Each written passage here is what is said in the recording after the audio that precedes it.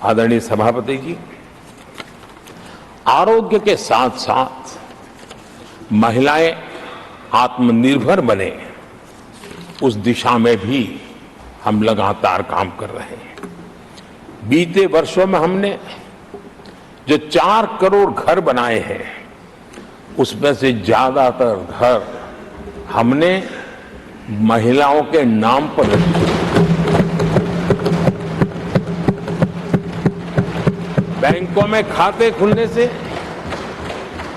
मुद्रा और सुकन्या समृद्धि जैसी योजना से आर्थिक फैसलों में महिलाओं की भूमिका भी बढ़ी है, भागीदारी भी बढ़ी है और एक प्रकार से वो परिवार में भी अब निर्णय प्रक्रिया का हिस्सा बनने लगी है।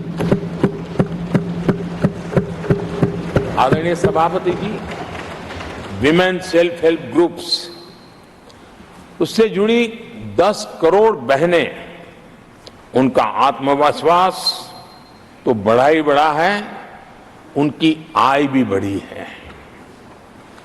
अभी तक 1 करोड़ बहनें जो इस सेल्फ हेल्प ग्रुप में काम करती हैं, छोटा छोटा गांव में कारोबार करती है, मिल करके करती है, किसी गांव वालों की भी नजर नहीं जाती इनकी तरफ। आज मैं बड़े गर्व से कह सकता हूं कि उन्हीं में से 1 करोड़ बहनें लखपति दीदी बनी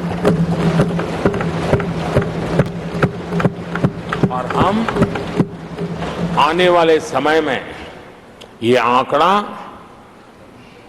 3 करोड़ बहनों को लखपति दीदी बनाने की दिशा में बढ़ा रहे हैं। आदरणीय सभापति जी, सरकार का प्रयास है कि हर नए सेक्टर को हमारी महिलाएं लीड करें, वो अगुवाई करें, उस दिशा में हम प्रयास कर रहे हैं। नई टेक्नोलॉजी आती है, लेकिन महिलाओं के नसीब बहुत बहुत आखिर में आती है।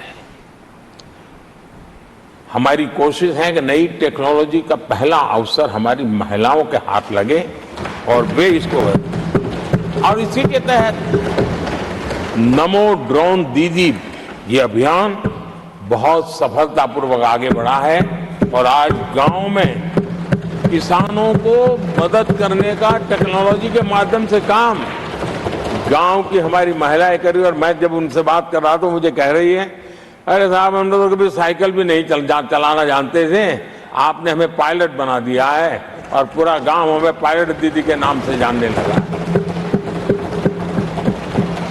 और इस गरिमापूर्ण बात उनके जीवन में आगे बढ़ने के लिए बहुत बड़ी ताकत बन जाता है, एक बहुत बड़ा ड्राइविंग फोर्स बन जाता है। आदरणीय सभापति जी, देश का दुर्भाग्य है कि ऐसे संवेदनशील मामलों में भी राजनीति जब होती है, कब देशवासियों को, विशेषकर महिलाओं को अकल्प पीड़ा होती है। ये जो महिलाओं के साथ होते अत्याचार में विपक्ष का जो सिलेक्टिव रवैया है, ये सिलेक्टिव रवैया बहुत ही चिंताजनक है। आदरणीय सभापति जी, मैं आपके माध्यम से देश को बताना चाहता हूं, मैं किसी राज्य के खिलाफ नहीं बोल रहा हूं, न ही मैं कोई राजनीतिक स्कोर करने के लिए बोल रहा हूं, लेकिन कुछ समय पहले मैंने बंगाल से आई कुछ तस्वीरों को सोशल मीडिया पे वीडियो देखा। एक महिला को वहां सरेआम सड़क पर पीटा जा रहा है। वो बहन चीख रही है, लेकिन वहां खड़े हुए कोई उसकी मदद के लिए नहीं आ रहा है, वीडियो बनाने में लगे हुए हैं। और जो घटना संदेश खाली में हुई, जिसकी तस्वीरें रोंगटे खड़े करने वाली है, लेकिन बड़े बड़े दिग्गज, मैं सुन रहा हूं कल से, इसके लिए पीड़ा उनके शब्दों में भी नहीं झलक रही है। इससे बड़ा शर्मिंदगी का दुखद चित्र क्या हो सकता है? और जो अपने आप को बहुत बड़े प्रगतिशील नारी नेता मानते हैं, वो भी मुंह पे ताले लगा करके बैठ गए, क्योंकि संबंध उनके राजनीतिक जीवन से जुड़े किसी दल से या उस राज्य से है। और इसलिए आप महिलाओं पर हो रही पीड़ा को चुपचाप हो जाए। आदरणीय सभापति जी, मैं समझता हूं कि जिस प्रकार से दिग्गज लोग भी ऐसी बातों को नजरअंदाज करते हैं, तब देश को तो पीड़ा होती है, हमारी माताओं बहनों को ज्यादा पीड़ा होती है। आदरणीय सभापति जी, राजनीति इतनी सिलेक्टिव हो और जहां उनकी राजनीति को अनुकूल नहीं होता है तो उनको सांप सूंघ जाता है, ये बहुत चिंता का विषय है। आदरणीय सभापति जी, भारत की जनता ने तीसरी बार पूर्ण बहुमत की स्थिर सरकार चुनकर देश में तो स्थिरता और निरंतरता को तो आदेश दिया ही है, लेकिन इस चुनाव के नतीजों ने विश्व को आश्वस्त किया है। आदरणीय सभापति जी,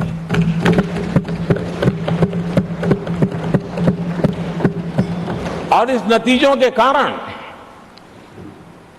भारत विश्व भर के निवेशकों के लिए एक बहुत बड़ा आकर्षण का केंद्र बनकर के उभर रहा है। इफ्स और बट्स का समय पूरा हो चुका और भारत में विदेश का निवेश भारत के नौजवानों के लिए रोजगार के नए अवसर लेके आता है। भारत के युवाओं की टैलेंट को विश्व के मंच पर ले जाने का एक अवसर बन जाता है।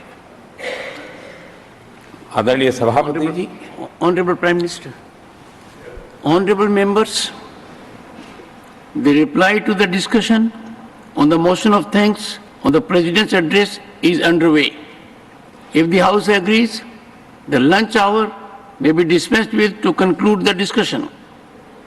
Do I have the leave of the House to dispense with the lunch hour today?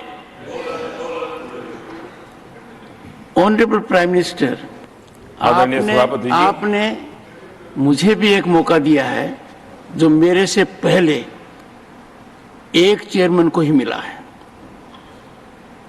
To listen to the prime minister in his third term replying to the president's address.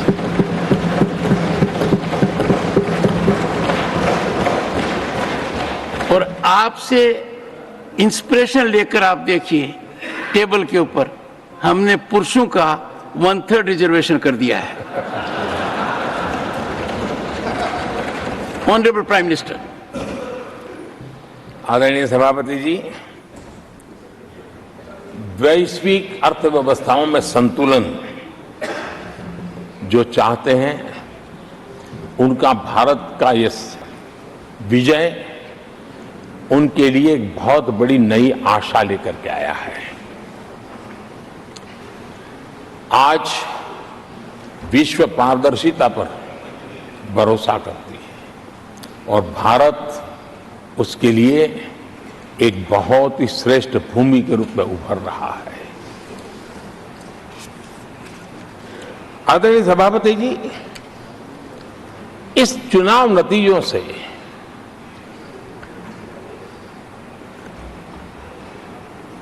जो कैपिटल मार्केट है उसमें तो उछाल नजर आ ही रहा है, लेकिन दुनिया में भी बहुत बड़ा उमंग और आनंद का माहौल है। तो मैं अपने व्यक्तिगत